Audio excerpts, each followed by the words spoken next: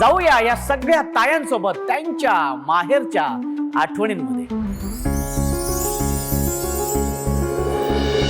ताई, तुझं नाव सांग. माझं नाव निलिमा पालीवाल. माहेर कुठलं? विदर्भातला आहे माझं माहेर. विदर्भातलं का? हो, मी विदर्भातली आहे. अच्छा. आणि आता इथे एका वर्षापासून पुण्यात आली आहे. माझा मुलगा शिकत आहे त्यामुळे. अच्छा. काय शिकून राहिला बे तो? तो इंजिनिअरिंग कॉलेजमध्ये आहे. इंजिनिअरिंग कॉलेजमध्ये आहे. Very good. आणि सासर कुठलं? सासरही तिकडचंच आहे, विदर्भाकडचा. विदर्भाकडचंच आहे. सासर आणि माहेर एकच. म्हणजे तसं आम्ही एका गावचेच हा. दोघं जण. फक्त असं सासर माहेर दूरचं. सिंधी रेल्वे माझा माहेर आणि आरवी माझा सासर. अच्छा. पण मग तुम्ही सिंधी भाषिक का? मी मारवाडी आहे बेसिकली, राजस्थानी. अच्छा. हिंदी. अरे मग किती मराठी छान बोलता. राजस्थानी आहे मी. मग म्हणजे मी स्वतः ऍक्च्युली मुलांना शिकवायची त्यावेळेस मी 3 वर्ष अभ्यास केला मराठीचा सुद्धा. अच्छा. की मुलांना प्रॉपर आलं पाहिजे. मग माझं एज्युकेशन झालं LLB वगैरे. त्यामध्ये सुद्धा मला लिगल एडमध्ये जायला लागत होतं. लोकल अदालतमध्ये वगैरे जायची मी. त्यामुळे मला थोडंसं मराठीचं थोडं जमते बरोबर. थोडं कुठे खूप किती सुंदर छान बोलता तुम्ही मराठी.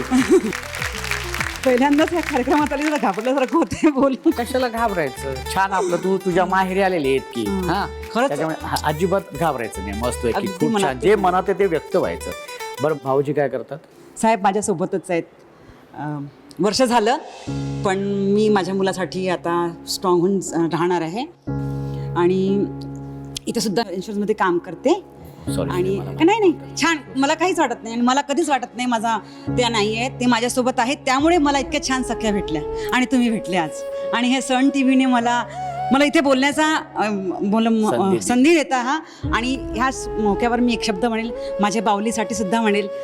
तिला खूप आनंद झाला असेल आज. ती पण तिथे आहे, पण तिला पण खूप आनंद झाला असेल की आई इथे आहे. आणि मी कधीतरी मी जेव्हा इथे पाय ठेवला होता, मी सांगू इच्छिते की मी इथे येण्याच्या आधी म्हटलं तर रिद्धी तुला नक्कीच तिला जायचं होतं ते टॉक शोमध्ये. आणि मी आज ह्या माध्यमातून रिद्धी थे मम्मी यहाँ पे बात कर रही है तेरे साथ और रिद्धी के पापा आप भी बहुत खुश होंगे. खूप दोघंही खूप आनंदी असाल. आणि मी माझ्या मुलासाठी स्ट्रॉंग बनून राहणार आहे समोर सुद्धा. आणि थँक्यू सो मच. ताई, खरंच सांगतो, अगदी मनापासून सांगतो नाही मला की एकतर सगळ्यात आधी म्हणजे मी माफी मागतो तुझी. नाही, पण नको. कारण अजिबात असं तुझ्या वागण्यातून बोलण्यातून मला असं जाणवलं नाही आता की अशी काही घटना तुझ्या आयुष्यामध्ये घडली असेल. आणि ज्या हिमतीने आणि खंबीरपणे तू स्वतःला उभं केलं तर त्याच्यासाठी खरंच तुझं अगदी मनापासून कौतुक आहे. एकदा जोरदार टाळ्या झाल्या पाहिजे. कारण मला असं वाटतं ना की ही जी शक्ती आहे ना, ही फक्त एका स्त्रीमध्येच असू शकते. आणि त्या शक्तीसाठी सलाम आहे तुला आम्हा सगळ्या पुरुषांकडून.